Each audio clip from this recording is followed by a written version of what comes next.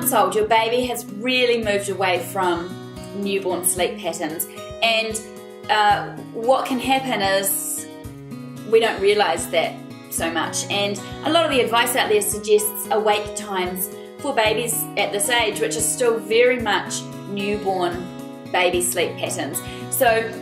by 4 months, you'd be looking, you'd really want to be extending your baby's awake times out between naps. And what can happen is if your baby hasn't been awake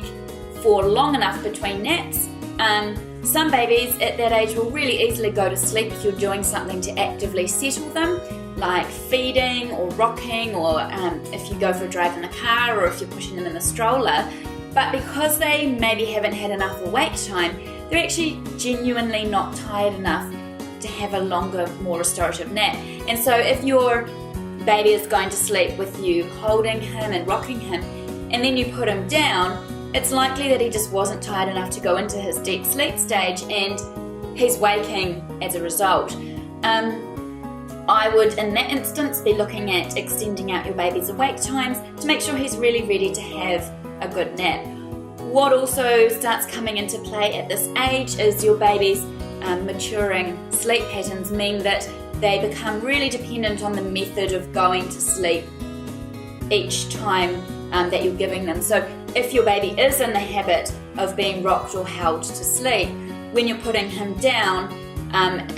even if he was sleeping for a full sleep cycle, which is around 45 minutes, if he's then waking at that point, he's going, well, hold on,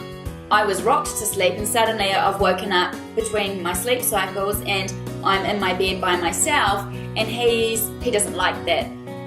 because it's not the way he knows to go to sleep. So in that situation, your baby is going to call out to you because they're going to need you to come and replicate the method that you used to get them to sleep in the first place. So a couple of things there. I would be looking at extending awake times, and I would also be looking at whether it might be a settling issue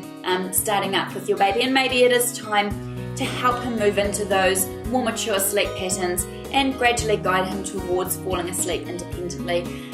In either of those cases, our sleep programs have all of the information you need to get those age-appropriate awake times happening and gradually guide your baby to the skill of going to sleep on his own.